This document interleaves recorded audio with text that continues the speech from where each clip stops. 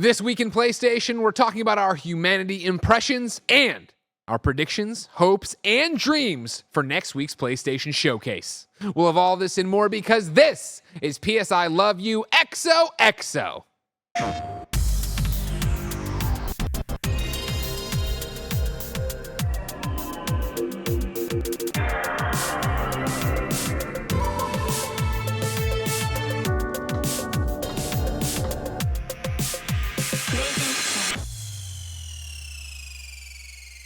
Welcome to the show, everybody. That's Tim, that's Blessing, that's Janet, and I'm Greg. You can get PS I Love You XOXO each and every week over on patreon.com/KindaFunny. There you can watch us record it live, get it ad-free, and get dozens of monthly episodes of exclusive content.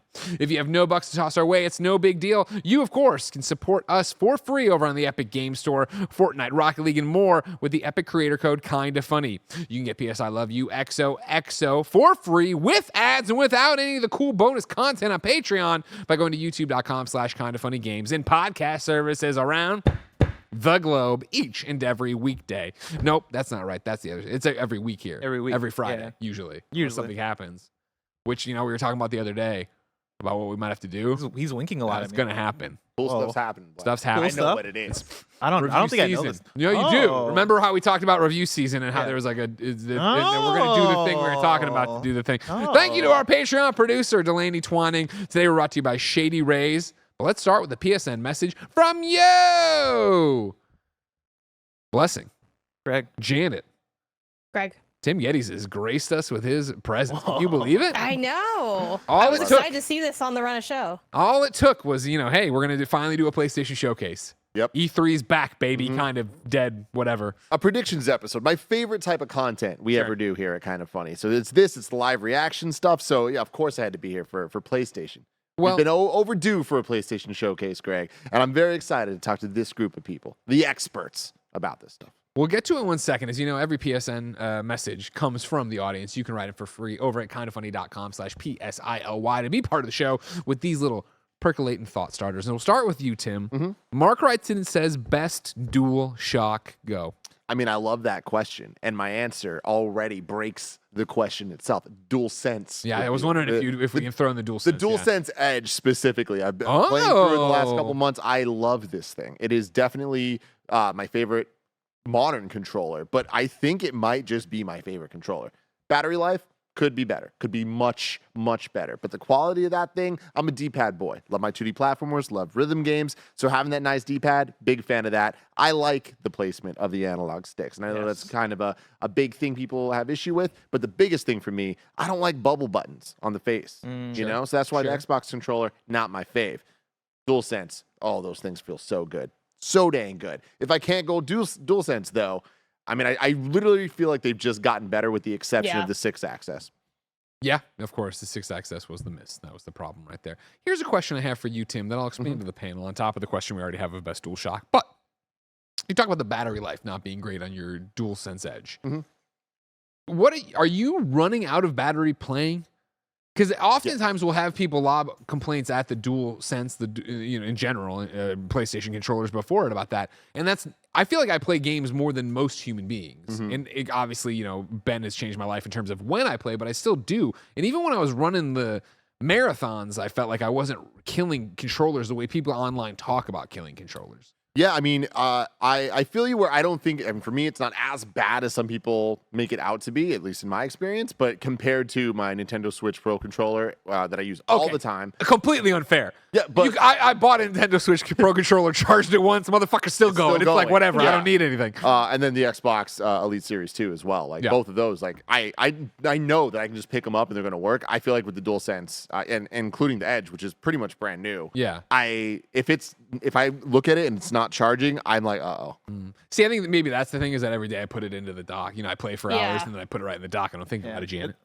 I think it requires more babysitting than the other controllers. Yeah. And I think that's where people's complaints ends up coming by. But I too find, and not even from a, like, again, I'll drag PlayStation when it's time to drag PlayStation, which it often is. However, I do feel like I hear these comments and I'm like, and I agree, it could use a better battery life. I would like to see that. It's probably one of the weakest for battery of the competitors. But at the same time, I'm like, y'all just don't manage your time well. Like, you don't know how to take care of your shit. Like, plug it in when you're not using it. Like, I don't know, maybe you feel like I shouldn't have to plug it in all the time, but my whole ethos with technology is if I'm not using it, it is plugged in. And I know people are gonna be like, oh, actually, it's bad for the well, I don't know, man. This is how I live my life. feel like that's and you don't over see with. me complaining about shit because everything's plugged in. The headphones are plugged in. I don't need to charge my AirPods. They last forever, but they will never die because I'm always charged. They're always plugged in. Are you using a headset? Right Like now? a PlayStation headset? No, I'm using the Astro A30 wireless headset. Okay, because I do have the issue where my stuff is dying all the time, and I try And when my I'm not best. wearing these, I plug it in. I got a thing right here, like the cord's right here. Right now, what's plugged into right now? The fucking DualSense I just hit on the side of my face.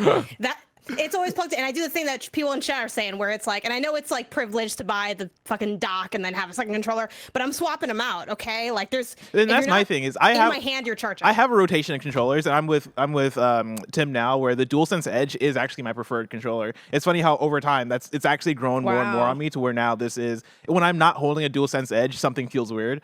Like I absolutely love this thing, but I only have one of them, right? And I have two other controllers that are sitting in my room, and both of them, I have this rotation of 3 controllers in a charging dock that will take 2.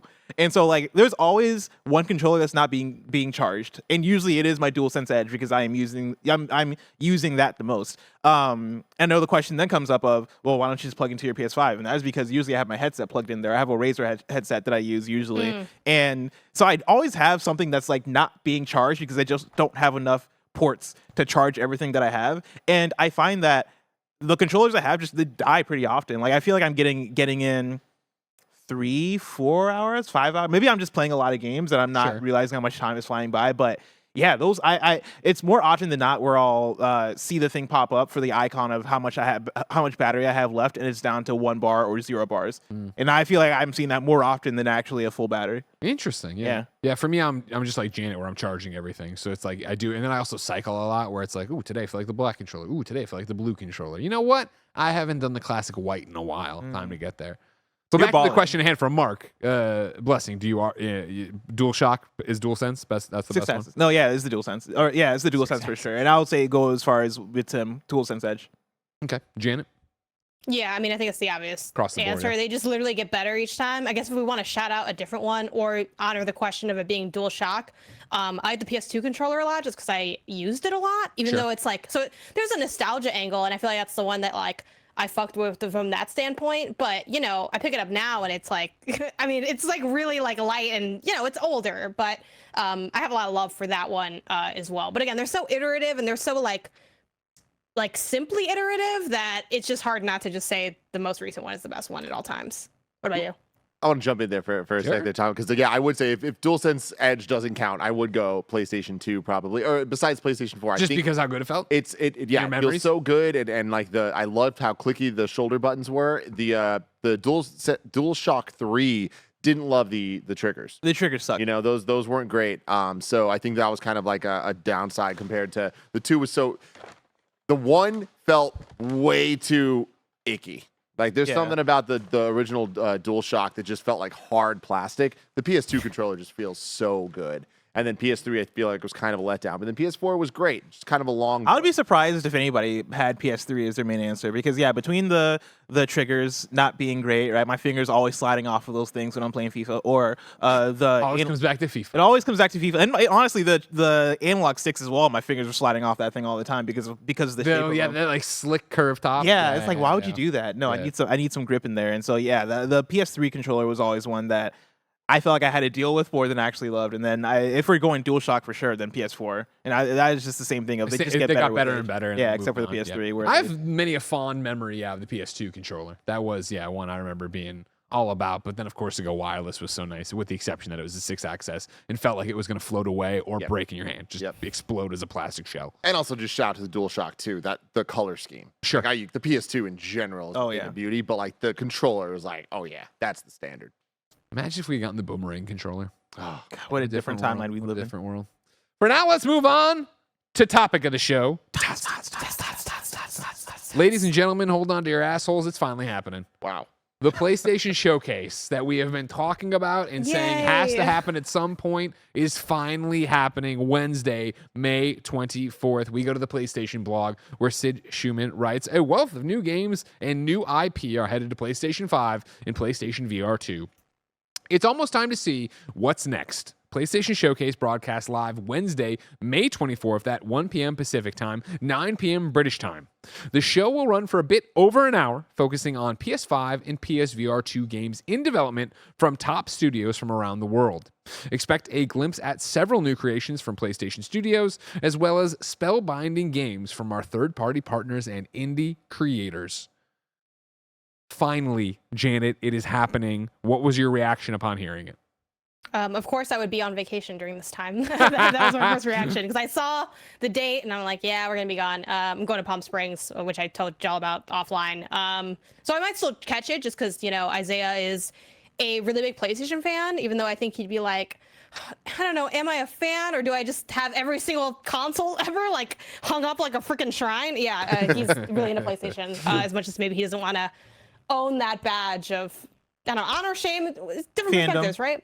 Yeah, fandom. Yeah, like he doesn't want to be labeled as a stan, but I think he very much has stan energy. So, well, I'm excited. It's finally happening. It's funny because I talk to Isaiah all the time about how so many of episodes we've done of varying degrees, different angles, have been some form of predictions for this. 1 month ago, we built our perfect showcases. And that's the thing. And I do, you know, shout out to us because we always come up with like a different angle, some different energy. So I feel like we're getting a lot out of it. But at the same time, like every few episodes, I'm like, Isaiah, I gotta come up with a prediction, and I'm like, it's this time, it's the for real prediction because it's actually happening. So I'm very excited for the shoe to finally be dropping in a good way. Is that a positive metaphor generally? I guess I don't know. The shoe to drop? It is today. Not usually, yeah. It's usually something bad, you're not right? looking like forward shit's to. going down. Wait, Do you know something we don't? Is the showcase going to be bad? They're going to deliver bad news? Yeah, it's over. The new PS5, it's more expensive and it's fatter, and there's 2 disc drives one for a DVD player specifically. Tim, how do you can put that in the same slot? How do you feel to be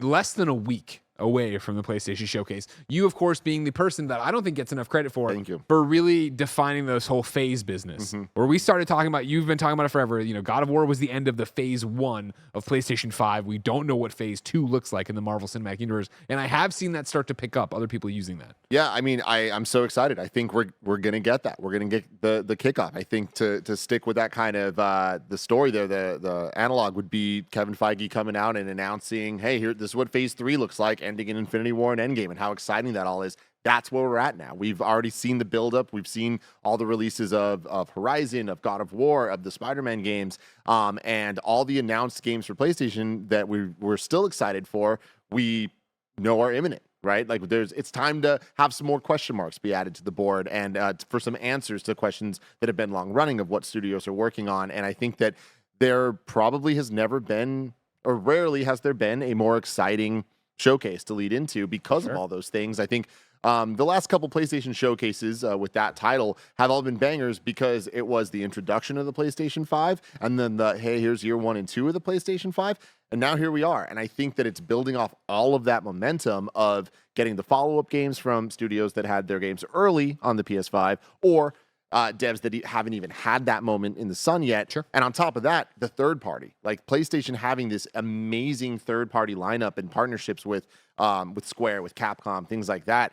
Konami. It's kind of, and exactly, Konami. Like all of those, I think, present a potentially hypest showcase that we've ever had, because anytime we've ever cared about PlayStation or looked at them as winning, dating all the way back to PlayStation 1, it's like, cool, PlayStation 1, it's because the third parties. PlayStation 2, it's a nice mix between first and third party.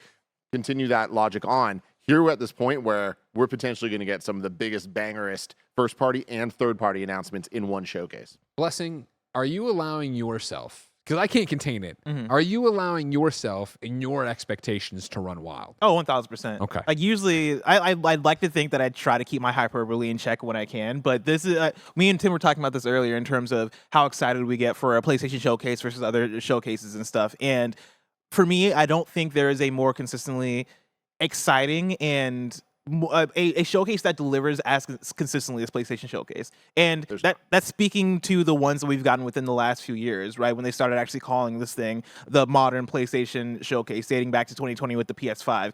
We've gotten really exciting things with each one. If we start with that PS5 original reveal, right? You're talking about games like Spider-Man Morales. You're talking about Horizon Forbidden West. If you jump forward the second half of that year, right? The one that happened in fall 2020, you're talking about God of War Ragnarok, right? You jump forward a year after, you're talking about Spider-Man 2, and you're talking about Wolverine. And those are the tiers of games that we're getting. And when you look at the details of this PlayStation blog post, they're talking about a wealth of new games. All right, cool. That's what you expect. That's really exciting. They're talking about new IP. That is something that I feel like we usually don't get specified. And obviously, like, we're going to get that. But I like the fact that they're calling that out. They're talking about PS5 and PSVR 2. Again, like, I think we're at that point in the generation where it is so forward looking in terms of, I'm sure maybe possibly you get a game that is cross gen in terms of working on the PS4 as well. But the further we get into this, the more we are going to be focused on the new gen of games. What can these developers do on the PS5? I don't think the next Ghost of Tsushima game is going to end up being on PS4.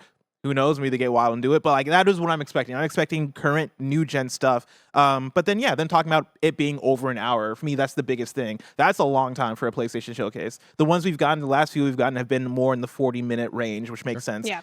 This being over an hour means they have a lot to talk about. And us looking toward the future of PlayStation right now and knowing that this fall we're getting Spider-Man 2. At some point we're going to get Wolverine. At some point we're going to get Death Stranding 2. There's a lot of question marks after that. And usually we know more about what's going on in the future. And so having an hour to talk about what's really happening in the future, hopefully breaking down Last of Us, hopefully breaking down a lot of the games, hopefully revealing a lot, has me super excited. This is the most I've been excited for a PlayStation Showcase since the PS5, I'd say. Yeah, I agree. I think this is honestly the most I've been excited for a press conference or a presentation, period, platform agnostic in quite some time. You know, E3, rest in peace, always has those moments and has those things. Game Awards, sure, like you get hyped for it, but there's always that, but let's temper expectations. We're coming off of COVID. We are in COVID, this, that, the other. You make up a bunch of stuff, excuses and what you've heard and this, that, the other, and what you're reading the tea leaves. Whereas again, for PlayStation, like, the chamber is empty right now. They need to come out and talk about what is next for this to continue to sell PlayStation 5s and continue to stay on top. So it is all eyes on them. And I think one of the more salient questions being asked right now in the chat, of course, on patreon.com/KindaFunny, where you can go to get all the exclusive content and be part of the show live as you record it, comes from a dog Nick96, who says, Tim Geddes, could this compete with E3 2015/2016 for PlayStation? Oh, easy. I mean, I don't think that that's the question. That is what I'm expecting. That is not even like a hope. That is an expectation. It's funny bringing up E3 2015 and 2016. Those are amazing and like hold such a special place in my heart. But when we really look back on 2015 in particular, Last Guardian, Shenmue 3, and Final Fantasy 7 Remake. The Year of Dreams, we called it. It was the original Year of Dreams. And like still is, that always will be. But like think about what those games are, what they ended up becoming, how long it took for the best of them, Final Fantasy 7 Remake, to actually... It essentially had to be re-revealed after that at a state of play years down the line to come out. So as exciting and, oh my God, I can't believe these are really happening as those announcements were, the rest of that E3 showcase wasn't like this amazing, flawless experience.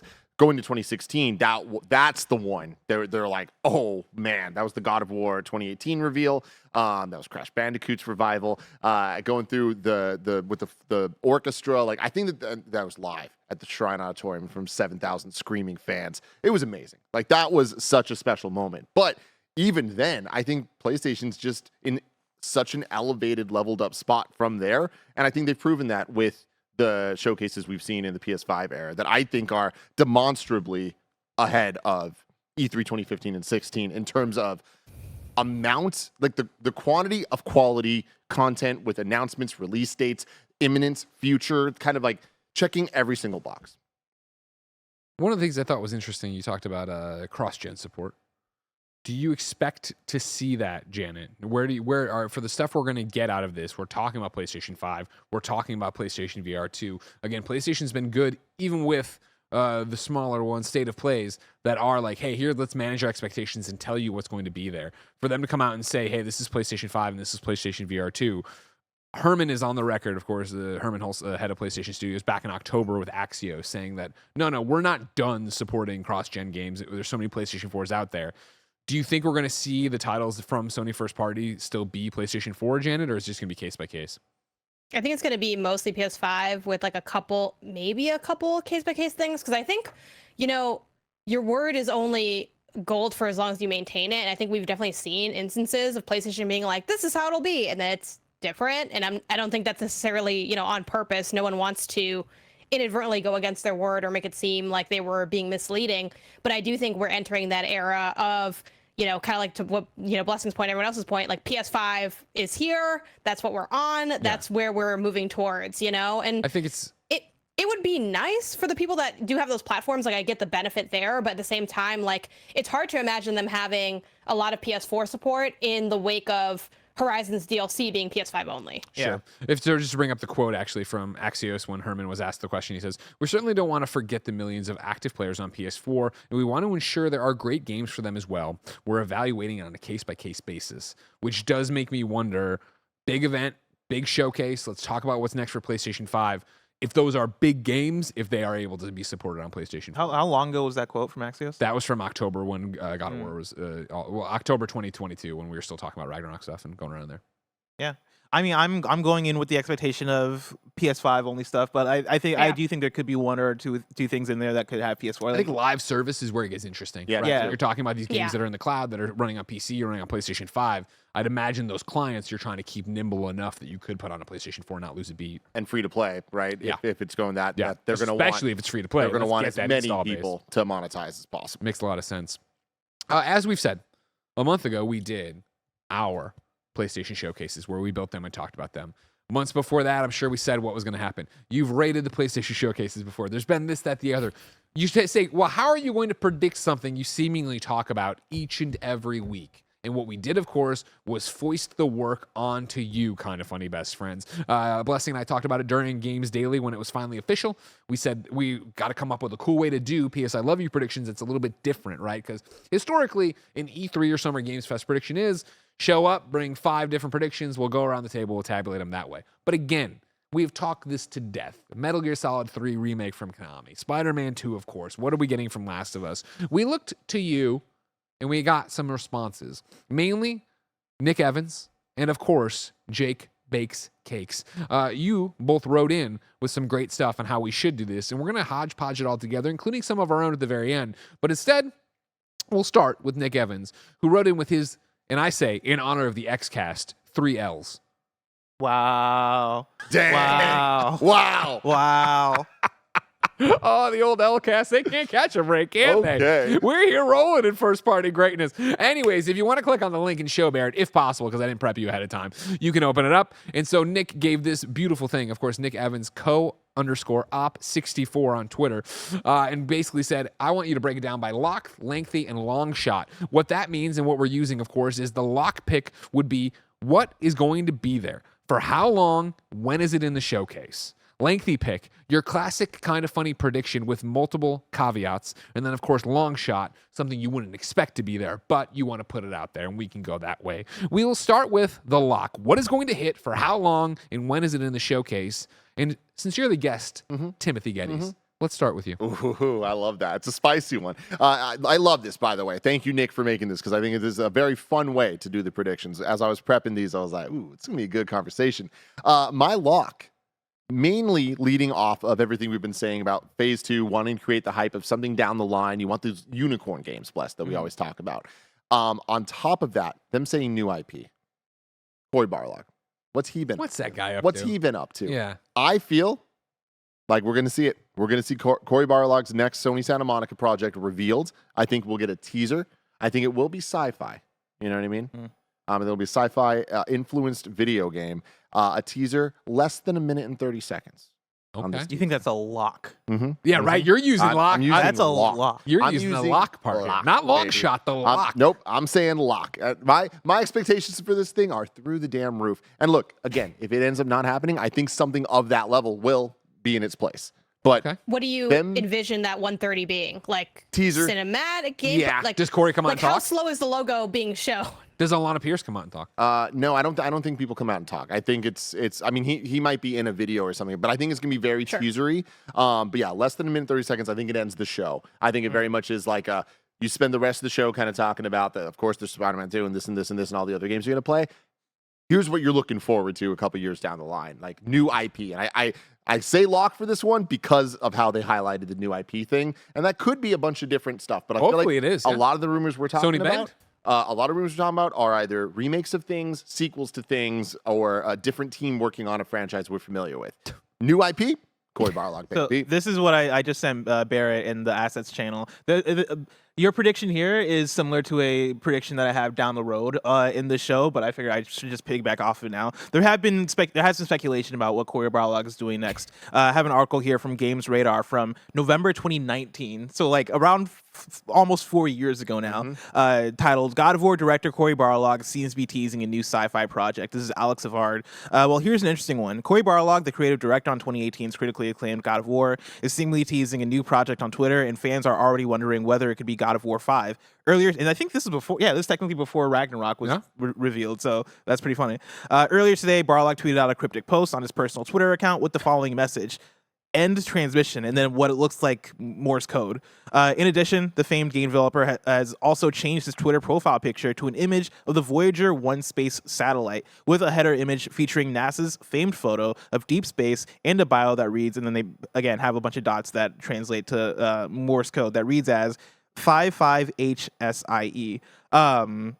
Interesting stuff. Like, I think that, he's probably teasing towards something here. We know he wasn't the lead director on God of War Ragnarok because he's working on something different.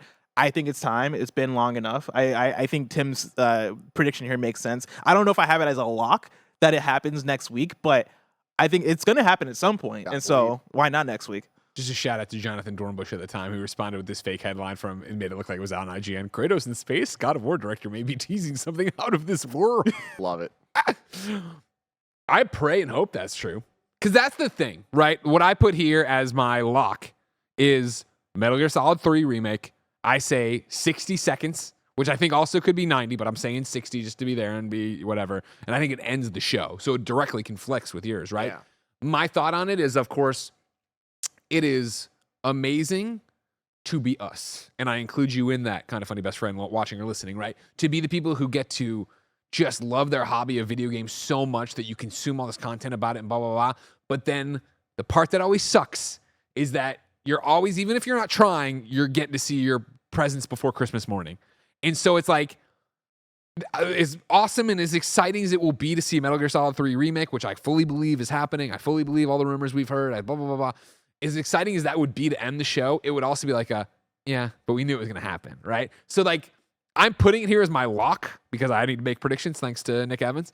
And I think and I believe that much in it actually happening there. But my hope would be that, that is a middle of the show or even second to last, and something at the very end. The one more thing is you didn't see this coming and you're going to be fucking jazzed for it, whether it be Cory and Sony Santa Monica, whether it be an unannounced Naughty Dog project, whether it be whatever. Who's working on it? Metal Gear Solid 3, the remake? Well, Luminous Studios, right? This is another one we've gone back and forth on all the shows, right? Luminous or Virtuous? I'm sorry, you're right. Sorry. No, the Final Fantasy guys are doing it. You're right. Sorry. Virtuous Studios. But as we've talked about before, maybe in coordination with Bluepoint, right? Where it's never been said that they're doing it all by themselves. Maybe it is that they're working with Bluepoint on it, which of course would be incredible. And we love Bluepoint and we think they're really talented and yada, yada, yada. And they're working on something new, but it's not necessarily new IP and blah, blah, blah, blah. For me, if it is Bluepoint working on it, I think that makes it a closer. If it's not, if it is truly Virtuous Studios working on it solo, or they're working open with it. I mean, I think that'd be super dope, right? Like, you have the PlayStation Studio, logo introducing the showcase, and then the first thing you hear is the codec call. I think that would be such a strong way. Hear? What a thrill. God, like, Come on. That to open this, that's setting the tone. That is the best tone setter you can have at a PlayStation showcase. But I think if it is Virtuous Studios, or if it is somebody that's not Bluepoint remaking Metal Gear Solid 3, I don't know if you close with it. I think for PlayStation, you want to close with a PlayStation Studios thing. Like, I want you close with something original. And I also, me and Tim were talking about this earlier. I'm also a little bit nervous about this Metal Gear Solid 3 remake, especially if it's not a Bluepoint thing. Like, if it's not, that means Konami is probably in charge of figuring out who's going to develop it, and I'm sure they have some exclusivity, but exclusivity doesn't necessarily mean PlayStation has their hands all over it in a way that, like, Final Fantasy VII Remake ultimately is going to come down to Square Enix, right? And not necessarily PlayStation solely. I don't know where I'm at with Konami when it comes to their games. And so, like, I'm scared that it shows up and it is we either don't have much to show, or like what they do show just isn't as substantial, and it doesn't hit the way that we would want a Metal Gear Solid 3 remake thing to hit. That's me just being scared and being nervous about it. But I think regardless, it's gonna be there. I believe in the rumors as well. But the one thing is, I don't know if they close with it. Okay. So what's your lock then, Bless? My lock is the Last of Us multiplayer game. Of course, they came out about a year ago, almost a year ago, last year at Summer Game Fest. Neil Druckmann came out. They talked about it. They put up the concept art. Said we'll be back next year. Now it's that year, and they got to talk about it somewhere. It makes the most sense to talk about it here. I say we get 5 minutes. I think it is an extended thing of them breaking down what is the Last of Us multiplayer game. Like, what does this look like? A day in the life of the Last of Us multiplayer. You'll see you back at your camp, hanging out, maybe taking in missions from whatever characters are giving them out, and then showing you going out with your friends on a multiplayer co-op thing, and maybe running into an enemy group that is other players, and they show maybe some PvE type stuff. I'm all about that. I think this is the opportunity to bust open how PlayStation goes about the multiplayer live service stuff. Like, really show that, hey, we have a handle on how this works. We're partnered with Bungie. Like, Bungie's helping us like really figure out what live service is, and have Last of Us be the leading game in terms of getting people hyped and excited about that. So I think 5 minutes, I put it somewhere in the middle. I don't think that's a closer. I think that is the meat of the, or at least part of the meat of the showcase. And I think you even have a Neil and whoever else is working high up on that game come out and talk about it with them. I just got the flashbacks to our Let's Plan Our Perfect showcases and my obsession with boots running on the ground. Oh, yeah. Like, logo, all the shots were people's shoes for some reason. Like, everyone's running. Like, everyone's going to be running during the showcase. No, I mean, I think that makes a lot of sense. Like, it's kind of got that, bless your like Last of Us call out, has that kind of perfect mix of seems really likely, right? That's why you put it as your lock, but also would be exciting still, because while we know it has to come sometime, there's still the anticipation of when it'll show up. And what does it look like? Real quick, I want to shout out Jordan Deeb in the chat, who says the Battle Pass of Us, which is so funny to me. No, don't. There's a good chance that's Battle Pass. Oh yeah, I mean, and honestly, I don't mind. I'm down. Oh no, I love the Battle Pass. That's not just a Battle Pass of Us. Yeah, but like, oh my god, no, that's so someone has a shell right now, and that is the subhead. 3,000%. Sure, fair enough. Janet, what's your lock? Mine's boring as hell, because the thing is, again, like, it's a lock, and like any marketing cycle, right? It's like you got to keep showing stuff, right? It's why we saw Deathloop 8 million times. Spider-Man 2. I think it'd be toward the beginning. I do think, boring? Show 1 million times? We haven't seen any gameplay of it yet, Janet. But like, you know what I mean? Like, we know what that game looks like. It would be mind-blowing if they didn't show it. That's what I mean. It's a boring prediction. It's not boring to see. Like, we all want to see it. Fair enough. But it's like, oh yeah, like this is kind of like I took the lock assignment and I went extreme. This is like, I would be shocked if I didn't see Spider-Man 2 at this showcase. I think it would be towards the beginning. I think it's towards the beginning because it's that kind of known quantity, perfect mixture of, like, it's exciting. It's enough to kind of like open up and almost be a headliner, but at the same time, we know it's coming because like you have to show that game. Yeah, exactly. If Spider-Man 2 wasn't here, I think they would have to say it on the blog post announcing it. I think you come out and say you will see no new info. It turns out the game's not even remotely done yet. Yeah. Venom was wrong. Even then they'd have to like come out and like, I don't know, I feel like they don't really do that for showcases because it's such a downer, but be like, and this is like, they gotta send a tweet or something. Like, you can't not have it there, and you also can't even, there's not even a good format to delay it. So it's gonna be there. We're gonna see it. I think it has that maybe second thing, because I feel like if they open with like a really good pop, kind of like y'all speculating on like Metal Gear, would that be the beginning, the end? It'd be cool for the beginning. I think a big pop at the beginning that's a little bit of a surprise or highly anticipated would be the way to go, because it gets people excited.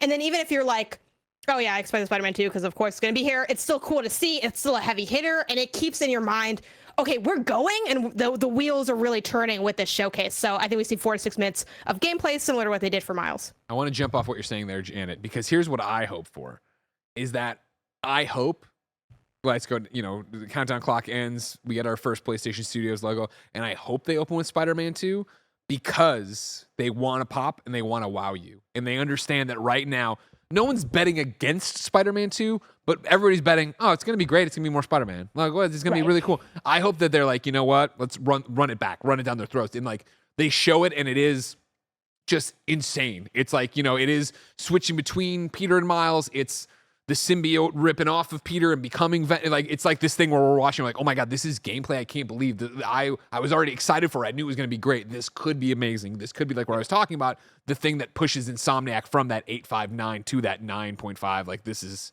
they're in that class. They're S class. I would die. Great. Yeah. If that's the case. I hope that's what happens. I don't think it's going to be that. Just because I feel like Spider-Man, like unfortunately, like with how open world games work, like that to me is my favorite of those type of open world games. But playing through Zelda, playing through other things like that, it's like I feel like New York would need to have that level of stuff for Spider-Man to really kind of now it's the sky of New York and underground of New York. I just think that's a really tall order. Having said all that, I feel like this is a locked. Spider-Man is a lock, and getting really hyped on it, I think, is a lock as well. Something I was talking to Bless about is that all the Spider-Man, Marvel Spider-Man trailers and Miles Morales trailers for PlayStation 4 and 5 are some of the most viewed video game videos of all time. For PlayStation showcases, for Spider-Man, for Marvel, even like any of it. So many eyes are going to be on this. I don't think it really matters where you put it in the showcase because it's going to get the eyes. But having said all that, putting it at the beginning makes a lot of sense just to like really be like, yo. The thing you know and expect to be here is here. I know we always get burned with this because it's usually, they'll have a date for it. They do the trailer and then the blog for some reason gives you the date or whatever. Yeah, I still think you Hope put they the learn date from on that. this. If it's really September, like Tony Todd, Venom himself is saying, you know what I mean? Like that would be like let's really punch it home of what this is and go for it. Yeah. I think so too. Like I'd expect to see a date at the end. And I do think while, I don't know if we could be shown something that would solidify like this is going to hit that next tier, but I do think we're going to be impressed by it. 100%. Like thinking back to the Miles one, I remember seeing that gameplay and being like, holy shit, this is like a really dope video game. And it kind of, not to pit games against each other, but it felt like in sharp contrast to like my experience seeing the, Marvel's Avengers gameplay, which was super similar on a bridge to kind of like a simple quest. Yeah, exactly. Thumbs up, right? They're kind of a simple quest thing. Marvel but, like, Games wants nothing more for you to never breathe a word of Marvel's Avengers in a sentence about Spider-Man 2 again. But it did, but it Remember when they reminded put me of like, Spider-Man how in do that you, game?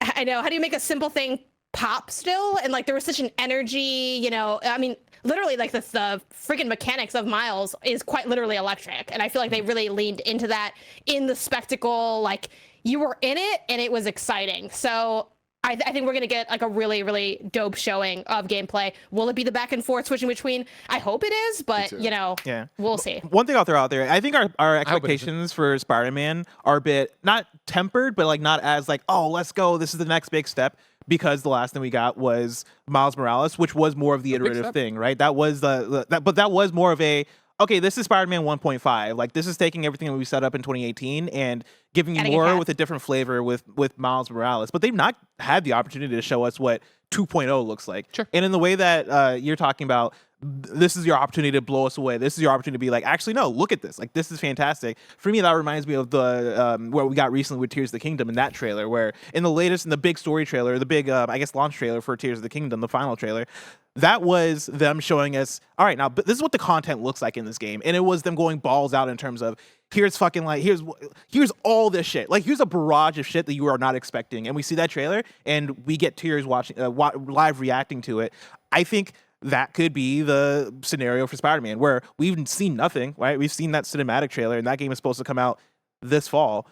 There's so much for them to show us, and I think they've probably been doing a good job of just holding back and being like, hey, hold back until we're close, and then let it all out, like surprise them. I want to pass the baton to Tim, but I want to call out, of course, the fact that, Miles was a cross-gen game.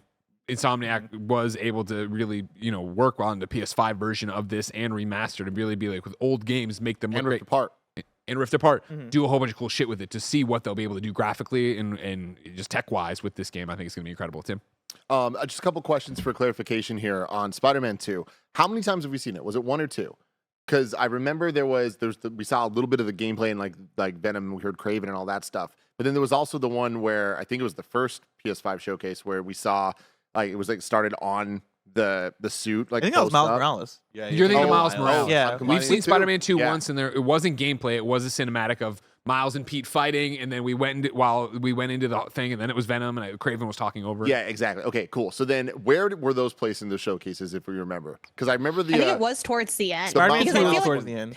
They showed Wolverine, and I remember because I predicted that they'd have Spider-Man 2 there, and everyone thought I was crazy. And they showed Wolverine, and I was like, fuck, everyone was right. Like, I am crazy. Because I'm like, there's no way they're going to show Spider-Man, they're doing Wolverine. And they're like, we're also doing Spider-Man. And I was like, oh, I remember my mind being blown by that. So that's why it was, I think it was after that, because I remember being like, well, there's no way they're working on 2 things.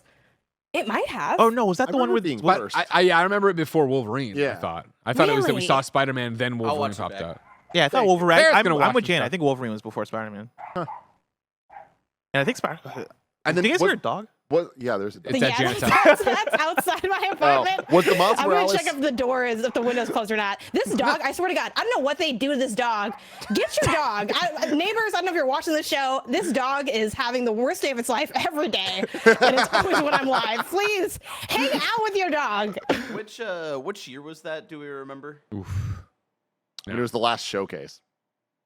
Yeah, so 2021. 2021. All right, on it.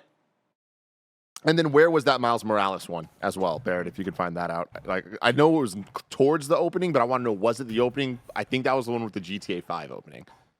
Maybe the dogs know No, the one answer. of the And GTA that's what 5 they're trying opening to tell was us, actually. that was the Miles Morales like Ratchet and Clank. Yeah, that's what I'm part. talking Yeah. Okay, Okay, cool. So then forget that. It wasn't the opener then. Chat seems pretty hung up that it was Wolverine first. Yeah. It's not, I hope That would, that's right. that would vibe with I don't have a false Janet's story. memory. All right, didn't mean to derail, I- but I'm happy I did because I now closed I the clarified window also. differences between the two. Okay. Let's move on to your lengthy prediction, which all of ours have already been lengthy because that's just how we know how to make predictions at KindaFunny, and this will be no different. I want to go, and I'll start because I want to talk about my lengthy one is Last of Us multiplayer. This is where I wanted to get into the weeds and the caveats and the small things because, you know, boots. bless.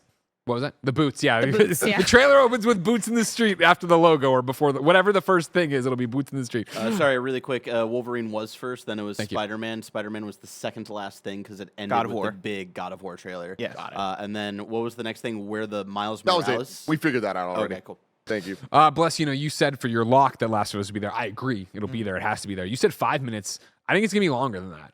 So what my my lengthy thing is about length as well. It'll be like Last of Us multiplayer is shown. It'll be cinematic trailer and gameplay in one big segment. I think it'll be just shy of 10 minutes. I think it'll be a deep dive, and I think it'll announce a beta in the winter. Wow. It's like doing all these small things about it. I think you have to go big with it because it's Last of Us and you want to make a big splash, and we know about it to some degree. I think you need to explain what it is. So you give us the cool trailer that is like, you know, all sorts of shit. You're fighting clickers, but then you're in a community. Like, how does all this work? And then you get the kind of almost Todd Howard Fallout 76 or, you know, soon to be Starfield of like, let's walk you through a little bit of what you're seeing and why we're doing it and how this is going to work and like what your character is in the world, how we're going to show you the Naughty Dog storytelling. They'll show a segment of gameplay moving into a cutscene that is your world, your story for your character, and then how that goes into the grander, you know, here we are in San Francisco, this giant fight you're doing, whatever. Here's, you know, how they will be doing cosmetic battle passes and how they'll be doing all the. I think they get into a lot of that, but it is like this is all a work in progress, and we are still doing it, and we know you're excited to play. That's why we're promising a beta this winter for PlayStation Plus members, and blah blah blah, and then. You know, we'll talk about release date down the line. I think that's how they do this. I hope so. I think the more we get of a deep dive, the better. And obviously, like there is such thing as too much. I'm just a fucking fan, and like I'm just excited for the idea of getting back into. I mean, you look at the success of The Last of Us on HBO, the success of the remake of Part 1, Last of Us in general right now. It is so hot. I think it behooves them to come out and be like, yo, even if you are one of these people who say you don't want to play a live service game, you don't want to play a multiplayer game, you can play this all by yourself and still get a Last of Us experience in a new world and a new section of the world and a new character and that you're making and blah, blah, blah. Yeah. Live your story kind of thing. This is the next Last of Us. Yeah, exactly. Right. Yeah. Really make that clear. I think yeah. that's what they do there. Yeah, I think the more you can make it grounded too. Like if you're able to do that in how it presents of, hey, this is like I don't know if they say the words battle pass, but they show the ways in which this is a multiplayer game that is along the lines of a Destiny or of a live service game, but this is how we're immersing you into the world, right? It's not just you getting drops. It is you going on this mission to unlock this specific item that you can then use on other missions. How do you drive that home in a way that doesn't feel as games as a service? And that comes back to a lot of the partnership you have there with Bungie, right? Like, how are those teams communicating? What are the lessons that are being learned? What are the lessons that you're taking from Destiny to be put into Last of Us? Or for my lengthy prediction, right? I have here Firewalk, their multiplayer game being revealed. I think that the reveal happens. It is a new IP because they've talked before about it being a new IP. We see cinematic and some gameplay. And gameplay. Yeah, I do think we see gameplay because I think it's coming out sooner than we think. Ooh. I think that's going to be part of that original wave of multiplayer PlayStation games, right? Sooner than we think, you say. When do we think? Got his ass. I think early next year. Okay. Yeah, I think we see it. Wait, that's when you think it'll happen, or that's what you think we think, and it's sooner than that? Oh, that's what I'm kind of with Janet on it. That's what I think it'll happen. I don't think people are expecting Firewalk to come out with a game like in the next 12 months. At least I'm not seeing people talk about it. I would agree with that. Because I think this is one of those lower key ones where you don't really think about it, right? Like how often, I know we talk about it on the show because it's a PlayStation podcast, but when you just go on the internet, people aren't just talking about what Firewalk and Deviation and Haven Studios and these partner studios are working on for PlayStation. Firewalk now being actually acquired, right? So that's a different thing. But I think this comes out as in the OG wave. I'll expect early next year, maybe next like winter or even spring, right? And in that first, let's say 4-month range. I think they're working on a space shooter, and that just comes purely from just looking at their website and seeing the iconography and seeing some of the branding stuff of they have like spacey looking imagery here on their website. And I'm like, a lot of space going on this website. A lot of space going on this website. And then also the people that are leading the charge there at Firewalk Studio, a lot of them are coming off of working at places like Bungie and places like Activision, right? They have those shops of making a shooter. They have those shops of making sci-fi stuff. I think that lines up with what they're doing. And the reason I think that this is sooner than later is that you look at how long they've been working on it and how long they've been partnered with PlayStation. And you look toward the PlayStation blog where it was announced that Firewalk and PlayStation are partnering on making a new multiplayer IP. They write here, there's a moment that happens almost every day in our multiplayer playtest where someone jolts out of their seat, laughs, and says to no one in particular, "Did you just see that happen?" These amazing and unpredictable moments in gaming are the sparks that occur when playing with others, future memories ready to be replayed and retold. We started Firewalk Studios in 2018 with this kind of spark at the heart of our games. It's why I used to stay up at 2 a.m. playing Phantasy Star online night after night. Or how the neighbors who showed up at my NYC apartment to complain about the noise ended up jamming with us in Rock Band instead. They talk more about that stuff and like how people at their studio loved Halo tournaments, how they love playing Left 4 Dead. Then they go into, as the next generation AAA studio, part of the Probably Monsters family, we've carefully assembled an amazing and diverse team of best-in-class talent who are focused on creating these moments. But they go on to just talk about their passion for multiplayer and their passion for like these different, very specific game franchises, and they name things like Call of Duty, they name things like Destiny, they name things like Mass Effect and Apex Legends, and I'm like, y'all are making a first-person shooter that's in space. It was hilarious. Like, you're like, the website, it looks very spacey. You look at it like, yeah, that tracks. Yeah. This website is very spacey. Yeah, and the one thing I wonder about is, are you guys just making a Destiny, and does that even make sense for you? Like, I'm trying to think about what else they could be making in that space, because obviously Bungie is doing their thing, and as now a PlayStation-owned studio that is working alongside Bungie, I wouldn't expect you to just make another Destiny type thing. And so what are you working on, really? That's the one question mark I have. I mean, what if it is Destiny? What if it's a Destiny spinoff? Stay in that world. People understand what Destiny means. Then you just kind of like add more of this. I don't know. I don't think that, but No, I don't. I think because again, you're not Bungie. You can't live up to that. Destiny is a constantly evolving thing. Why make the spinoff thing? Don't get me wrong. But like, what if it is a different sort of mode, like in the way that we got Rainbow Six Siege and then we got Extraction was a different kind of game. That same. What if it is a Extraction Destiny, which doesn't sound like the best idea, and that's why you don't put me in charge of this. But what if it is? This is why I don't make the games. I just critique. What if it's with that IP, but it's a entirely different genre? What if it's a hero shooter like an Overwatch, but it takes place in the Destiny IP? What if they're going that direction with it? Well, they did say original IP, so they're not doing that. But yeah, I'm curious to see what it is. Yeah, 100%. Can't wait to see. That's my entire space. I'm worried about all the space. Space is the new zombies, and I don't think I want to like be involved. And I'm not saying that people can't make a banger space game, like people really fucked with like Returnal, and that's kind of in space, and then you're an astronaut, and then maybe you're somewhere else. I don't know. I didn't get far enough where it's like, it was all a dream, or you're underwater. I don't know what the fuck happens in that game. In my mind, that is the game. It's like, I don't know, something about someone's a mom and you're in the house, and then there's the key. You know, you get different guns, and sometimes they're bad. Well, Like, I don't fine, know about Janet. that What's game. your lengthy prediction that gets us out of space?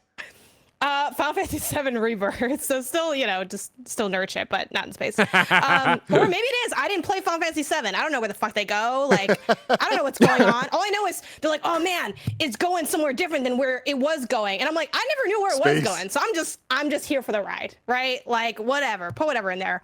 This is like a funky one because it has a release window of, last I checked, winter 2023, which is just late enough for us to be like, it's still cold in February 2024, right? Like, when's this coming out? Like, I don't know. And it's kind of I don't want to say it's contentious in that, like, this is a slow burn game made into series. Like, it's in a weird spot. I think there's a lot of excitement around it. I think it would be great to be able to see it. So I don't know if it's like, I was debating, like, is this a good lengthly? Is it a good long shot? But I feel like this would pop. So I think they'd show it.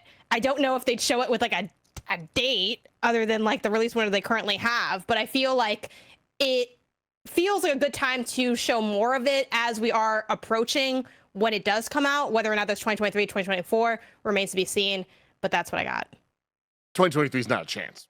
Like, that just ain't happening. I think at this point, yeah. Like the You know what, winner, they're not going to slide in that December slot again. because Crisis Core? last time when they announced both Crisis Core remastered and Final Fantasy VII Rebirth, they both got winter release dates, but one was last winter and this is next winter. And like immediately then, I was surprised that Crisis Core even snuck in that December. But Crisis Core being a PSP remaster, whatever, coming out in the middle of December, like that all adds up for what they're doing there. They're not going to be putting out Final Fantasy VII sequel in December. Like that is, I think, clearly, if we're lucky, going to be in the first couple months of 2024. Yeah, they slide in that Forspoken spot.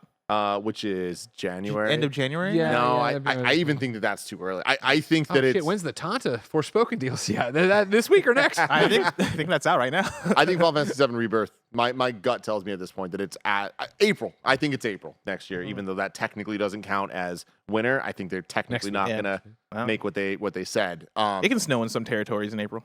In terms of seeing it at this event, I literally think it's 50-50. I think the thing holding it back would be Final Fantasy 16. Yeah. Like being so close. There's not much to say. We'll get to some shit later. I was going to say, I feel like that's there. That gets a trailer. 16? Yeah. Well, I have a prediction later that we'll get to that. I'll talk about. But with Rebirth, it's like Square loves Final Fantasy VII. Sony loves Final Fantasy VII. Gamers love Final Fantasy VII. Any chance they get to remind people, hey, this thing's happening, this thing you loved, it's happening and it's big and it's crazy, they're going to do that. When Final Fantasy VII Remake was first shown in E3 2015, months later, they showed another gameplay trailer at PSX. And that was unbelievable that they did that because it was like, we knew that game was nowhere close to being done. But they just knew just having it is going to be a big deal. So I don't think it's a lock, but I do think that it's potentially going to be there, and I'm very excited about it. Tim, what is your lengthy prediction? Here's my lengthy one. And I'm Tim. I like getting spicy with these. Not that spicy until the end, Greg. A new Uncharted is announced. Please no. Not I can't play these games again with my brother. It takes us so long to play them. You still got to play Lost Legacy. I know. Anyway, Tim, what not is this from new Naughty Uncharted? Dog. Not from Naughty Dog. Okay. Oh. Okay. All right. All right. We History know. repeats itself. Yes. Here we go. Not led by Nathan Drake. And here's where my lengthy stuff comes in. But he is shown or referred to in the teaser. So it's still in the world somewhat of our Uncharted. Is it the prediction everybody thinks wants it to be? Makes the prediction of spoilers for Uncharted 4. This is your last chance to turn it off. That it's his daughter. I'm not even going to go that far because I don't know. Could be a prequel. Could be this. Could be I that. hope so. Could be all over the place. I don't know. But I think Nathan Drake is involved in the teaser somehow. But here's the Tim Getty spicy stuff. Here we go. Fuck. Spicy meatball. Blue Point's doing it. You're Everyone's right, man. talking about Bend, but then everyone's talking about, oh, Blue Point's doing some original stuff. They've done Uncharted before. They've done it. They did the Nathan Drake collection, right? And they graduated to bigger, better things with things like the Shadow of Colossus remake. They got the stuff for that type of game with this level of fidelity. I think they could do it. I think they could pull it off. And I have real faith in them. So I'm going to say it. I like the prediction. Blue Point, new Uncharted game. God damn. I like it. Why we were having a conversation about this recently about Yeah, Sony Bend seems to be working on their own new IP, and this was part of the That was saga part of that. Yeah, the of rumor. like I think it was Schreier or Bloomberg at the very least doing the whole breakdown of this is how, like it went from visual arts breaking down. visual Sony arts, Bend's doing this. yeah, and then like Sony Bend, and then them possibly working on a new Uncharted thing, and then Sony are them going from making Uncharted 1 remake to then working on Last of Us remake, and then that being transferred to Naughty Dog to actually finish. And in the conversation that we had recently, it was, but who would be making an Uncharted right now? And I think out of all the parties, Blue Point actually does make a lot of sense, especially because it seems like PlayStation would like that to happen. It seems like PlayStation would, for a company that just put out an Uncharted movie not that long ago, I think they'd be totally down. I'm sure they're in conversations with people being like, hey, anybody want to work on this? Like, does anybody have interest in working on Uncharted? I think Blue Point, if they are looking to work on something original, that could make a lot of sense, or at least original content, I should say. It's been a long time since we got a new game in one of PlayStation's biggest IPs. Yeah. I love it. That'd be awesome. I'm excited to see it. We'll see. I like how that's not even your long shot. Long shot is our final one here. Of what is your long shot? How much longer can you get Tim with has this nothing shot? Tim's had long 2 long shots. shots in a row. Yes. Tim likes to be And spicy. I do think to Tim's point, like with the tossing it back to the lock, like I do think we'll see. We're getting into all these. These all have overlap, right? I do think we could see Cory Barlog's next thing. Sure. I technically think we could see an Uncharted in the sense that Uncharted makes money and people fuck with it. So like. Sure, again, Natalie Flores, capitalism is over. A story isn't over until capitalism decides it is. Banger bar from Natalie. So yeah, but for these categories, I wouldn't personally put them in there, but I could see a world where everything Tim says like is somehow right, and it's like, okay, boom, banger showcase. I mean, and my thing, just because I know people are going to be like, Tim's overhyping himself. I literally don't think I am. I don't think all the things I'm predicting are going to be there. I do think looking at this list of every single thing we said, we're going to get the majority of them. And like, that's pretty damn cool. I can't fucking wait for this goddamn showcase. Yeah. Tim, what's your long shot? Okay, here we go with my long shot. This one I actually think is a Mario really, really... comes to PS5. This is a good... No. FIFA 24. Janet, I think this might be an even bigger long shot than that, okay? My long shot is that Twisted Metal will be revealed. The game? They're going to do it. Funny enough, I think that's a lock. And it actually is going to look good. Oh, okay, that's a long shot. That is my long shot, everybody. I feel like there's a chance the Twisted Metal will be there. And you know Is what? Anthony Mackie voicing it? I don't think so. Absolutely not. I really don't think so. Do you think he'll be a skin later on that you can have for DLC? Yes. Probably. I need to wait to see this award-winning show before I can confirm or deny any of that. But Greg, did you know, because I didn't, that Samoa Joe is Sweet Tooth? Yeah. But it seems to be in body only? Yeah, Will Arnett's the voice. Is the voice. Okay, cool. This Yeah. is going to be an amazing show. I can't wait. Yeah. July. It's baby. going to be all something. episodes all at right, once Peacock. on the cock. I hate that so much. Is this the first time you've said this? Or? It's not. It won't be the last. Twisted Metal being revealed, actually looking good. All right. I will be the judge of that.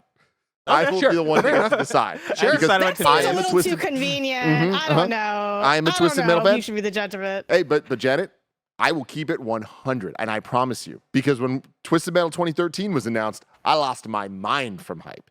Lost my mind. And then we saw gameplay, and I was like, oh no, this is not what I want. So I kept it real then. I'll keep it real now. I want a good Twisted Metal. We got to acknowledge that Janet has a magical shelf. Because like about once or twice a show, she turns around, picks out just a random game, and it's always correlating to some conversation that we're having. Yeah, and man. it's like, I got it's the Naughty most Dog's deep cut thing. unreleased IP back here too. Like I just reach my hand in, and we'll know what they're working on. I love it though, Yeah, I'm Janet. holding up. There you Fuck go. Phil Spencer's PSP shelf. It's all about Janet's shelf. There you Yeah, go. Twin- PSP launch title, Twisted Metal Head On, a remake of Twisted Metal 2. Debatably the best Twisted Metal. The one she's holding, I would say, is debatably the best Twisted Metal that there is. I had a lot of fun here. Cars go boom. I wasn't digging into the weeds here narratively. Funny enough, my brother was explaining what the narratives are of these, where he's like, and I like didn't even remember there was a story. I'm like, I thought we were just like blowing shit up. And how it's all, I don't know, like you have like these weird monkey's paw situation. I don't understand. Anyway, this was of an era, right? I am looking, if they drop something like that, I would be very curious to see what it is. And I go in with an open mind and an open heart, because back when how old was I when this game came out? 2005, 5th grade. God, how old are you in 5th grade? Are you 12? something like that. At the time, 10. this was what, when I was 10, this is what hit. And I feel like now that I'm almost 30, it could still hit. I don't know. You know, why not? Why not? I'm on board, Tim. This is going to be a fun time in the Twisted Metal universe. But yeah, I'll be very curious. What is it looking good mean to you? Like, what would it take for it to look to wow? I don't know, but there is something there. I don't think they know either. That's the scary part. I mean, I don't know. You know, there honestly, is something there. honestly, I It's think fun. step one for me would be for it to be a more traditional Twisted Metal in the sense of there is a big roster of characters and there are storylines, and you get the fun, dumb beginning, middle, and end story beats that have the monkey paw stuff that you're talking about there. Because Twisted Metal 2013 was gang focused, where there was only 3 different characters essentially. You're either the doll faces, the preachers, or the clowns, and that sucked. It was very not fun, very not good. They got way too convoluted with the stuff. Keep it simple. I did say that this was a lock. The one thing that I will say that actually I'm going to backpedal a little bit and say this is not necessarily a lock is that this started off development reportedly. This started off as in development by Lucid, who were the guys that did Destruction All Stars. And it was reported in 2022 that PlayStation took them off of the game because they realized that they put out Destruction All Stars. And they're like, no, let's not have you work on the game because that was a bad game. And I forget who PlayStation gave it to. I think it might have been Fire Sprite, but double check me on that. That means that this game has been in development for maybe a year, though. And so I don't know if they're ready to show it off unless they're really trying to cash in on the Twisted Metal hype right now. Maybe they are, but I think that's going to be the thing that keeps it from actually showing up if that's really Fire the case. Sprite was it? Fire Sprite? Yeah, Sony's Fire Nailed it. Sprite takes over Twisted Metal as Motorstorm director is hired. This is January 2022 from Andy Robinson at Oh, I VGC. nailed that shit. That's why we keep you around. Thank you. Wait. What? Are you going to let me? Were you not going to keep me around for any other reason? I'm just saying. Just for the fact that I got the Twisted Metal facts? Keep it small. Keep Twisted Metal's the only thing holding this company together, okay? It's the Moving one on! Yeah. My long shot, I think, is a very, very long shot, but I wanted to get spicy and dream for a long shot. And I said that after they show Death Stranding 2, in whatever sense they show Death Stranding 2, Kojima intros the Metal Gear Solid 3 reveal trailer. Can you imagine, Greg Miller? And I'm going to tell you right now, it's possible. Anything is possible in 2023. That is The true. things that we've seen announced at showcases, the egos and the stories and the developments of life that have happened, you're like, you'll never see that. And then it happens. Yeah. I think it could happen. And I hope that it does. Because if it does, all your fears will be quelled. Right? Oh, yeah. When it comes to Metal Gear Solid that'll 3 that'll remake and do all so that. much for winning me over. It'll do so much for Metal Gear Solid. Metal Gear Solid. If it happens, back. I'll bust out a dance move of your choice on the live stream my right here. choice? Of your choice. Wow. Yeah. Wait, what dance move are you doing for? Watch There was out. something else that you promised for a dance move as well. I think so. Was it not the same thing? I forget what it was. It was a specific dance move. Was it a backflip? No. The Dougie? Can you do a backflip? No. But I'll try. That's gonna Why be- wait. That's why we keep you around. The fact that you're like, was it a backflip? Tim, can you do one? No. Why would it be a backflip then? How often are you promising things that you physically cannot do? Oh, you'd be yourself surprised. with? You'd be surprised. Yeah.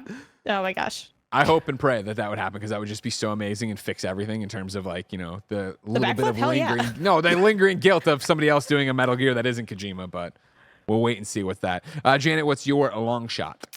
Naughty Dog's next project gets teased, and no, it's not the multiplayer stuff. Like, I think if we see that there, which I somewhat also expect, if we had to, again, we kind of broke this up in different ways, but I think if we all, like, if I had to make that long list again, it would be on there for the multiplayer stuff. But I think we see the new, I think this would have the perfect, the new, as they said, the technical term. This has that perfect mix of having kind of everything. And I feel like we got this with Insomniac when they were like Wolverine, but also Spider-Man 2. It's like, cool, we're getting something new from a studio that knows what they're doing with superhero shit that is also doing the thing I already like. So I feel like Naughty Dog would be in that same lane if they were to tease their next project, because we already have, and I get the multiplayer thing is not everyone's cup of tea, but inherently it's still, still Last of Us. Factions did hit for a lot of people. So it has that perfect combo of something and then something you don't from a team that you like. So I think that we get that. I don't think it's that wild of a long shot, but at the same time, like, it's so, what's interesting about this showcase specifically, like, going back to what Tim keeps drawing back to, which is the new creations, right? we know there's going to be new. It's likely one of the things we said here today, if not multiple, are going to be there. Like when it's new, it's going to still feel like a long shot because you don't know what you don't know, you know? Sure. That's a great way to put it. And then closing out the long shots here. Blessing. Funny enough, I changed this not that like a few minutes ago because I Stealing from the chat, copying, I understand. No. It's the fact that I was surprised not to see this anywhere else written down, and this is one that I genuinely think is going to happen. In the way I put it here, I think it's more so the long shot thing about it. So I think we'll see the follow up to Ghost of Tsushima. Okay. Yep. I think that appears next week. I think it also closes the show. I think that fits the perfect storm of what you want out of a closer in terms of it is a familiar IP, right? It's something that is returning. It's a sequel. It's something that people are able to connect themselves to in terms of, oh, I love the previous thing, and now I'm excited for this next thing. It is PlayStation Studios proper. It's something they own. It's something that they're able to build up as, oh, you got to be excited about this. And it's something that we've been waiting a minute for, right? The last Ghost of Tsushima was 3 years ago. It was 2020. I imagine that we're starting to get there in terms of getting started with that Ghost of Tsushima marketing cycle. I imagine that this game has to be 1 or 2 years away. Yeah, like I think around now is around the time that you want to start talking about it. I don't think we get anything substantial. I think maybe it is a cinematic or a logo in the way that we got that God of War Ragnarok reveal back in the day. Yeah. But yeah, I think that's what we get, and I think it closes the show. See, yeah, that's my thing with it is I still don't feel like we're close to getting that game. Like I still think that game's a way out. And so it really becomes how far in PlayStation's handbook did they feel they're teasing out? And that's the thing of, I don't know if Ghost 2 has the juice to get the Ragnarok logo and be awesome. For sure. You could get a little quick 10 second cinematic ride of like some Mongols walking by and getting sliced up by, Jin in the shadows with a couple new things. And, yeah, boots on the floor. And then you get the logo, right? And then there's that. Like, it really is as they try to, like, again, reload the gun, the chamber here, like put stuff on the, hey, here's what's coming, the roadmap, for lack of a better term. Maybe. So this is where I think this is a really interesting conversation, Greg, where you've been covering PlayStation for your entire life, essentially, for its entire life, essentially. Wow, and when you look at how they used to do things in the PS3 generation versus 4 generation versus where we're at now, well, you're talking about the marketing roadmaps and all that. I feel like that's so true for a different time. Yeah. With where this PlayStation is, these showcases are very few and far between. Some years don't even have them. Yep. So I do think the fact that it's happening here, I don't think it's out of the question for them to have, hey, here's a couple things imminent. Here's a couple teasers. Here's a couple gameplay things. Here's some release dates. Here's some things with release windows. Like, I think we'll get a little bit even no windows. Oh, exactly. Just this is what Sucker Punch is working on. Yes. Yeah. I think we can get a couple, like, we can get all of those verticals in one showcase and not have it feel weird of like, wow, we only got a logo. Getting a logo is exciting when we know we're not going to get it in the showcase probably every year. And that was I think you and me, right, the conversation on Games Daily when we announced it, right, where I forget what you predicted, and I was like, you mentioned, I think, that, oh, well, next year's showcase. And I was like, do you think we're getting a showcase next year? Because I'm with you of like, if these are going to be few and far between, if they're going to be, these are the ones that are just like, hey, here's what's going on, and we'll talk to you about these games at State of Plays and Game Awards and little things, one-off drops, then yeah, you do kind of go, here, guess what? Here's what the first parties are doing if they have anything to show or anything that we've greenlit and is definitely happening, it's going to go. Super early prediction. I think we get this one. I do think we get one the following year, and I don't think we get one the year after that. I think that what we had is this nice cadence of like the announcements kind of getting things out there, and that'll be the end of phase 2 of the PS5. Interesting.